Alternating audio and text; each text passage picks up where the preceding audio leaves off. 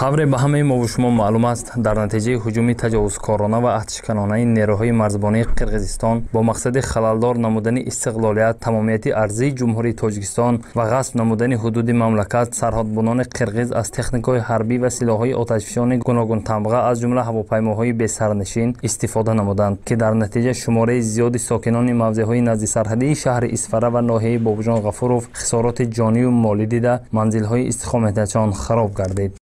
فرزندای نیوره های گیفته هم ما گریخته پدوال به درآمدیم. پدوال به یک سوتکه مونده برفتیم. اسات حفی سحری تا حفی نمازگری مونده برفتیم. گوشنه و تشنه و موندیم. برآمده بینیم یگان نسخه نشانی خانه نیست. امجاما نیست. تمام ذخیره پشت این خانه قطار 5 خانگینده ذخیره حسابی و انبارخانه ما بود. انبارخانه تمام سوخت. تانه گندم ما بود، جو ما بود، گندم، جوار مکه همشه ما ذخیره کرده بودیم. اکنون ما حاضر سرسان شده منمین ویراننده شدیم، خانه های ویراننده شدیم. و التماس میکنیم که من ماهای یاردم کنن. امی فرزندامو نه آدمو های نه روغنامو های نه پولامو های که ما استر برویم.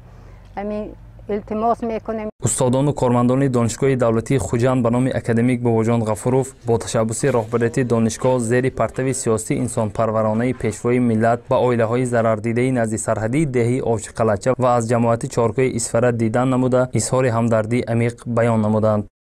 اهل جامعه مهنتی دانشگاه به 60 عائله های ضرر دیده مواد خوراکه عبارت از آرد، برنج، روغن، مکران، تخم و دیگر محصولات های لازمه را دسترس نمودند. مسئولین ابراز داشتند که جامعه مهنتی دانشگاه دولتی خوجند به نام اکادمیک باباجان غفورov نسبت به تلفات جانی و مالی ساکنان سخت اندوهگین بوده به این مصیبت بی‌طرف نیستند.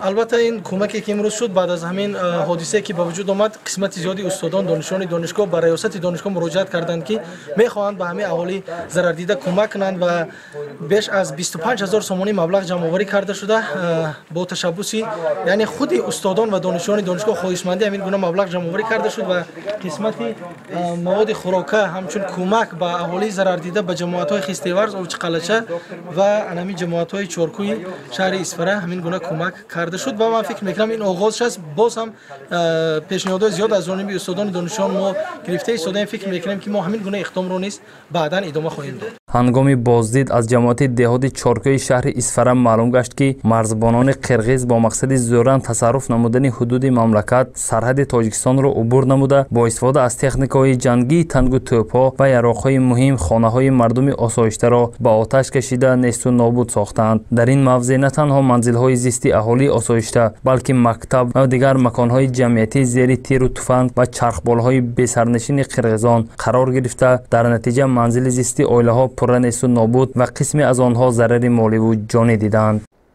از همین من همین دیده و از سال 1987 همینجا دود ما همینجا زندگی میکنیم. من بچه‌ها همینجا کوه رسید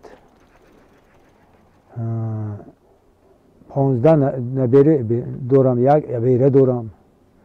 من این وضعیت دیدید. من همین خونه ما 32 سال باز مهنت کرده همین جمع کرده. من همین خونه ساختیم. من برادر قرغیز چه احوال گرفتار کردم. معلوم گشت که یگانه مکتب میانه رقم 64 دهه سامانیان پره خراب گشته همه لوازمات‌های آن به کام آتش رفته است.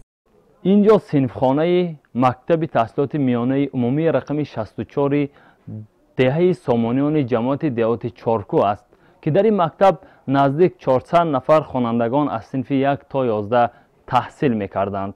روز صبح جمعه از جانب سرحدبانان قرغیز مورد حمله آتشین قرار گرفت و در نتیجه همین دیواره های خراب و سوخته و همین پایه های میز و کرسی های ماندند که به دیگر هیچ چیز کار نمیدهند. تقریبا ساعت 5 و 10 5 و 15 سحر بود که بوزهای بلند автомат چی سر شد جنگ گوییم مناقشه بین دو دولت. همین مناقشه برو آمدیم از خونه تا همین بچه‌ها برو وردیم که یک چند دقیقه گذشت سر شد همین جنگی که اشدی که در سالها ندیده بودیم همین جنگ رو. همین خیلی که همین گواهی میتیدتون پشت من وی ما این منزلی استقامت این منزل مکتب بچگان کودکستان حتی همینجا هم ساعت 5 سحر یگان فرزندمون نبودن شکرانه خلابر ما بودند و خلاص گفتن همینجا با آتش زدن بیتون میبینیم که یگان علاج اومدن نشد از автомат آتش میکشن ایاروخوی شکوری از گرانتمیوت مینمیوت یک چیز پفتن که همه قووزش بلند که میگوی آسمان اونده باشد همین زد هم یک تیت شد رفت علاب در گرفت با میگم ما افغاگر ما نمیدونستیم ما جاگه خوب مونده خوب بودیم ما با فقط یگونه خبر شد که فرزنداتون احتیاط کنتون برای همه ما همه گفتنیم که ما افغاگر نیستیم ما وطن دوست مهمان پرور ما تاجیکستانی ها همه اوریان همین خصلت داریم دوست می‌داریم مهمان داری را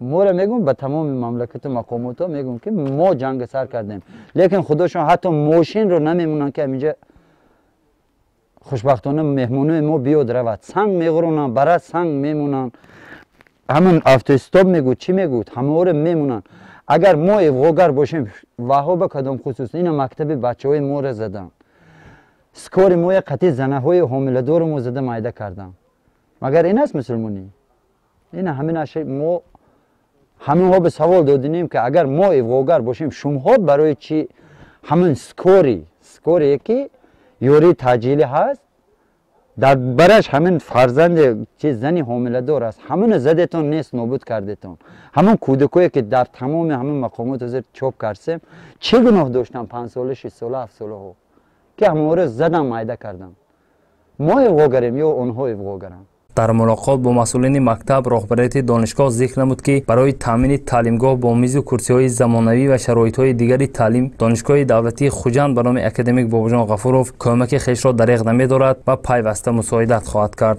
باید ذکر نمود که امروز از جانب حکومت جمهوری تاجیکستان خاصتا از نام پیشوای ملت به 300 عائله‌های ضرردیده نزد سرحدی مسائل ساختمان و مواد غذایی دسترس کرده شد و حالا این عمل خیرخواهانه از جانب افراد گوناگون ادامه دارد. هر یک تاجیک و تاجیکستانی را ضرور است که در حمایت مرز و بوم کشور خویش صادقانه عمل نموده در کمک به ضرردیدگان اهالی جنگ زده دستگشاد و مددگار باشند. اسفندیار هیتوف، دوران ایسابویف، دهی آوش قلعچه و جماعت چارکویی اسفره.